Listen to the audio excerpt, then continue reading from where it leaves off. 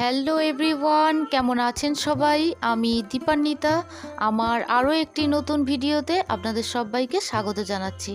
আশা করছি আমার এই ভিডিওটি আপনারা কাছে দূরে যে যেখান থেকে যে বন্ধুরা আমার ভিডিওটি দেখছেন, আশা করছি সকলেই ভালো আছেন, সুস্থ আছেন এবং আনন্দে আছেন। আমরাও সকলে খুব ভালো আছি। আজ হলো নীল ষষ্ঠী। তো আপনাদের নীল ষষ্ঠীর অনেক নীল ষষ্ঠীর পুজোর অনেক অনেক শুভেচ্ছা, অভিনন্দন এবং ভালোবাসা জানাচ্ছি। এবং আমাকে অনেকেই নীল ষষ্ঠীর শুভেচ্ছা জানিয়েছেন, তো শর্ট ভিডিওতে জানিয়েছেন। আমি যেহেতু এই পুজোর ভিডিওটা শর্ট ভিডিওতে ছেড়েছি, তো অনেকেই জানিয়েছেন। আপনাদের অসংখ্য ধন্যবাদ জানাচ্ছি এবং অনেক ভালোবাসা জানাচ্ছি। তো এই ভিডিওটা তো গতকাল পৌঁছাবে, আজকে আমি ভয়েস ওভার দিচ্ছি। তবে আগাম আপনাদের পয়লা বৈশাখেরও শুভেচ্ছা জানাচ্ছি। আপনাদের পয়লা বৈশাখ কেমন কাটছে বা কেটেছে অবশ্যই জানাবেন। আমি আগাম শুভেচ্ছা দিয়ে রাখছি এই কারণ, যেহেতু পয়লা বৈশাখের দিন আমার কোনো ভিডিও যাবে না, কারণ সেই দিন আমার বাড়িতে আপনারা তো দেখেছেন আমার গণেশ ঠাকুর আছে এবং সিদ্ধিদাতা গণেশের পাশাপাশি আমার মা লক্ষ্মীও আছে। তো সেই পুজো হবে এবং আমার বাড়িতে কিভাবে পুজো এবং আমার ঠাকুরের আরাধনা হচ্ছে, তো সেই ভিডিওই আপনাদের সামনে তুলে ধরব। তো যেহেতু পয়লা বৈশাখের দিন আমার ভিডিও আপলোড হবে না, তো তাই আপনাদের আবারও আগাম শুভেচ্ছা জানাচ্ছি। আপনাদের পয়লা বৈশাখ ভীষণ ভালো কাটুক। আমারও ভীষণ ভালো কাটে, মানে প্রতি বছরই ভালো কাটে। তো একটা আমার আক্ষেপ তো থেকেই গেছে, সারা জীবন থেকে যাবে। যেহেতু আমার মা নেই, এই পয়লা বৈশাখে অনেক জামা কাপড় কিনি। প্রথম মাকে তো দেখাতাম আমি কি জামা কাপড় কিনেছি, খুব আনন্দ করে দেখাতাম, জানেন তো। আজ মা নেই, সেই জামা কাপড়গুলো কিনি বা বেডশিট কিনছি। আমার ঘরবাড়িকে এত সুন্দর করে পয়লা বৈশাখে আমি সাজাই, সেটা আপনাদের হয়তো বলে বোঝাতে পারবো না। আর এই দিন আমার ছেলেরও প্রোগ্রাম থাকে, আমারও প্রোগ্রাম থাকে, ছেলের আবৃত্তি বা গানের প্রোগ্রাম থাকে, আমারও ভীষণ অনুষ্ঠান থাকে, প্রভাত ফেরি থাকে। তো ভীষণ আনন্দে একটা কি বলবো, প্রাণোচ্ছল দিন একটা, সেই দিন আমি উপহার পাই। কিন্তু আমি শেয়ার করার একমাত্র আমার মাকে পেতাম। এখন আপনাদের সামনে আমি তুলে ধরি এবং আপনাদেরও আমার ভীষণ আপন মনে হয়। আমার ছোট ভাই বোন দিদি এবং আমার হয়তো কাকিমণির বয়সী অনেকেই আছেন, আমাকে অনেক শুভকামনা জানান এবং আমার এই ভিডিও দেখে অনেকেই আমাকে শুভেচ্ছা জানান। আমার ভীষণ ভালো লাগে, জানেন। মা থাকলে কি বলবো, কি যে আনন্দ করতাম। তবে মায়ের জায়গাটা আমার বাপি এখন সমস্ত দিকটা সামলায়, তবুও মা তো মাই হয়, মায়ের সাথে একটা আলাদাই নারীর টান থাকে। তো যাই হোক, আজকের দিনে আর কোনো দুঃখের কথা বলবো না, কারণ আমি আমার মায়ের কথা হয়তো সারা জীবনই আফসোস করব। কিন্তু আমি মাঝে মধ্যে ভাবি, আমিও তো আমার সন্তানের মা, তাই আমারও অনেক দায়িত্ব কর্তব্য সমস্ত কিছু থেকে গেছে। এই পৃথিবীতে যতদিন বাঁচবো ততদিন হয়তো মায়ের জন্য আক্ষেপ করব, মায়ের জন্য মন খারাপ করব, আবার ছেলের জন্য হয়তো মনটা ঠিক করে নেব। এইভাবেই জীবন চলে, এইভাবেই জীবনকে চালাতে হয়, কিছু করার নেই। এইভাবেই আমার বাপিকে আমরা মনে সাহস দিই, কারণ আমার মা মাত্র 46 বছর বয়সে তো মারা গেছিলো। তাই আমার বাবার পাশে আমরাই থাকি। তো আমার বাবা আমাদের দেখে ভীষণ ভালো থাকে বা আনন্দে থাকে। আমরাও বাবার কাছে কোনো রকম মন খারাপ করি না। মন খারাপ দেখলে বাবারও মনটা খারাপ হয়, তাই কিছু বলি না। তো যাই হোক, সব মিলিয়ে মিশিয়ে এইভাবেই আমাদের জীবন চলবে। হয়তো আমার থেকেও অনেক ছোট বয়সে কারোর মা নেই, বাবা নেই। তো সেই জায়গা থেকে ভাবি আমি হয়তো ভালো আছি, ঈশ্বরের কাছে আমি যতটুকু পেয়েছি, যা পাচ্ছি সেটাই আমার কাছে অনেক বলে আমি এটা মনে করি। যাই হোক, চলুন, আমি মনের কথা অনেকই আপনাদের সঙ্গে শেয়ার করলাম।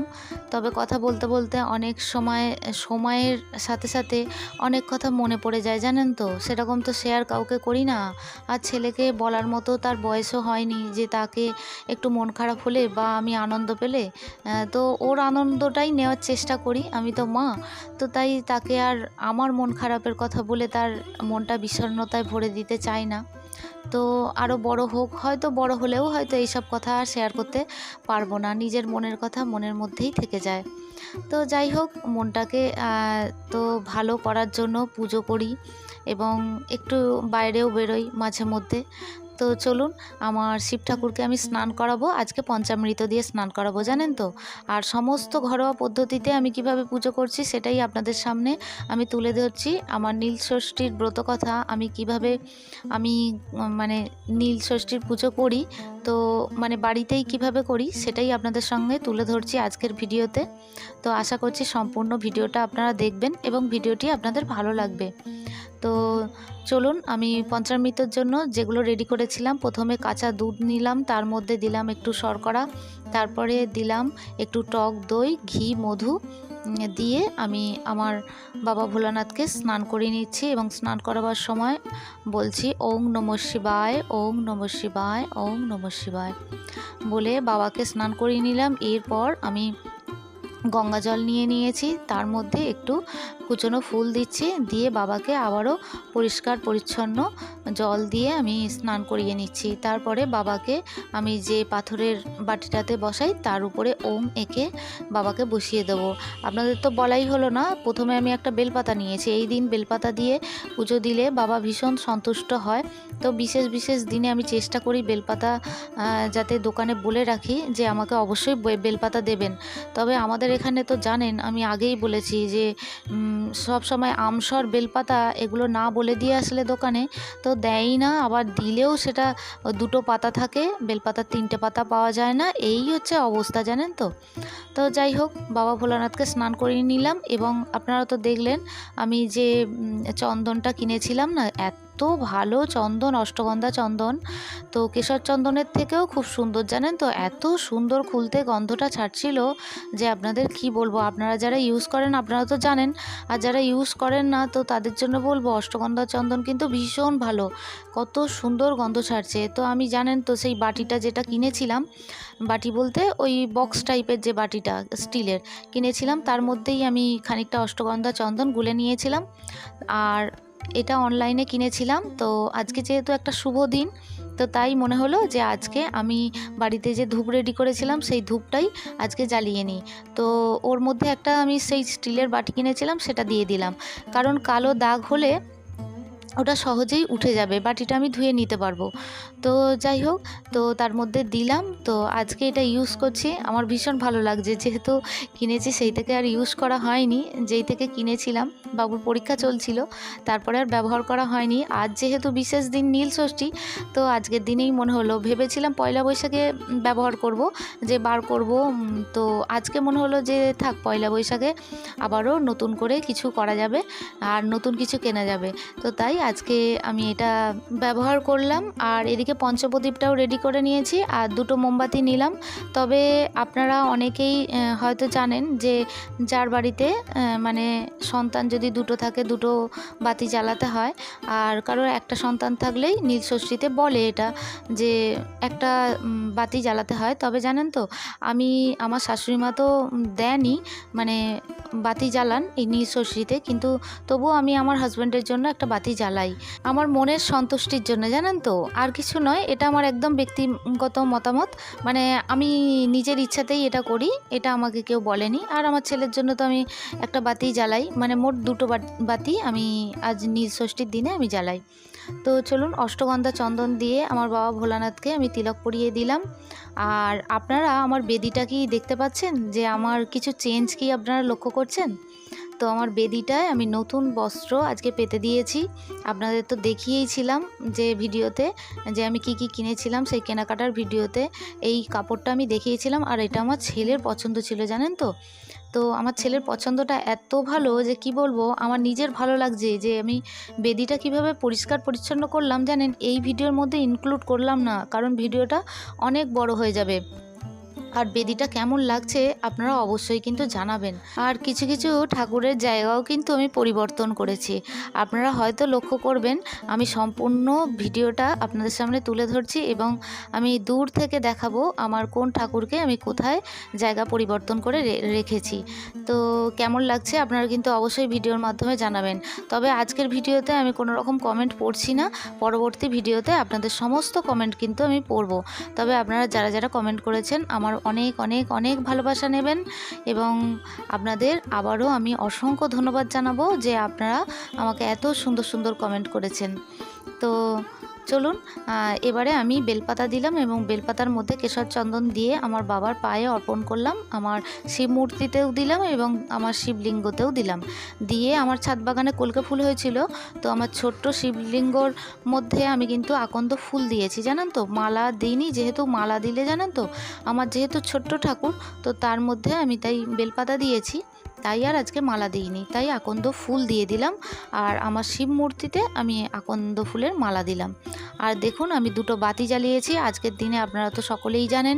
আর যারা জানেন না, অবশ্যই সন্তানের শুভ কামনার্থে অবশ্যই বাতি দেবেন আজকের দিনে, মানে নীলষষ্ঠীর দিনে। আপনারা যারা মন্দিরে দেন তো মন্দিরে দেবেন, আর বাড়ির ঠাকুরকে অবশ্যই বাতি জ্বালিয়ে তারপরে আপনারা বাইরের ঠাকুরকে, মানে বাইরের মন্দিরে যদি পুজো দিতে যান তো সেখানে অবশ্যই সেখানেও বাতি জ্বালিয়ে দিয়ে আসবেন।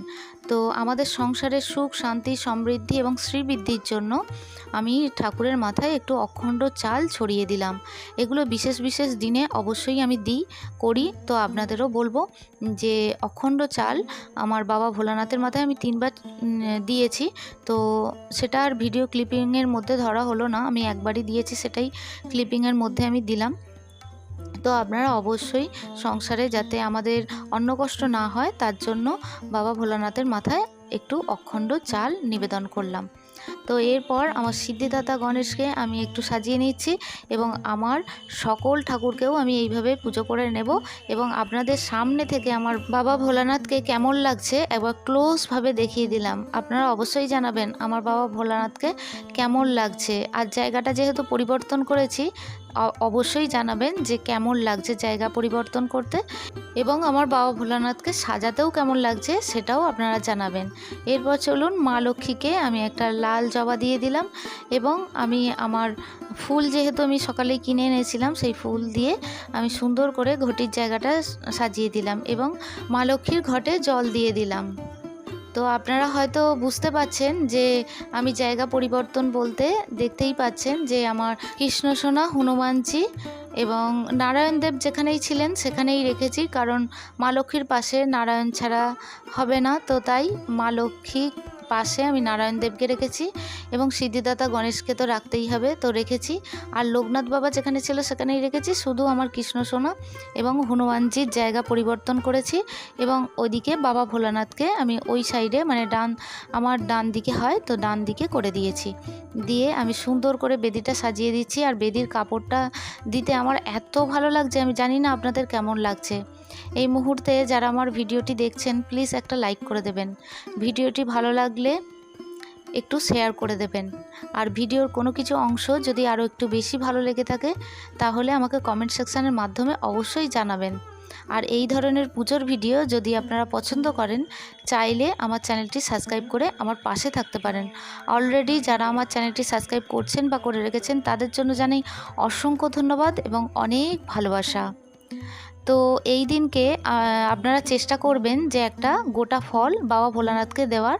তো আমি একটা ফল দিলাম আর আমার ছেলেও একটা ফল দিল তো বাবা ভোলানাথের উদ্দেশ্যে। আর ওং নমঃ শিবায় বলে আমার ছেলে বাবা ভোলানাথের মাথায় জল দিল।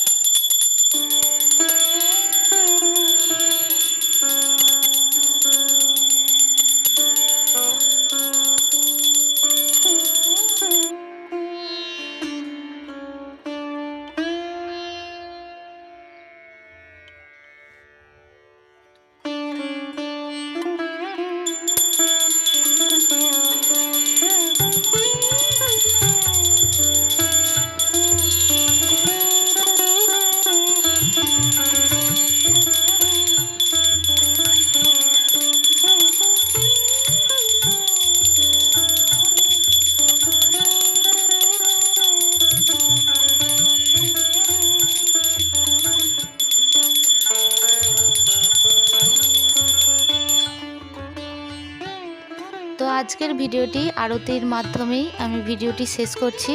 তবে আপনারা লক্ষ্য করেছেন, হয়তো খেয়াল করেছেন যে আমি যখন আরতি করছিলাম তখন আমি মা লক্ষ্মীর যখন আরতি করছিলাম তখন কিন্তু আমি ঘন্টা বাজাইনি, কারণ মা লক্ষ্মী জোরে শব্দ বা ঘন্টা বাজানো পছন্দ করেন না। তাই ওনার আরতির সময় আমি কিন্তু ঘন্টা বাজাইনি, আপনারা হয়তো খেয়াল করবেন বা লক্ষ্য করবেন।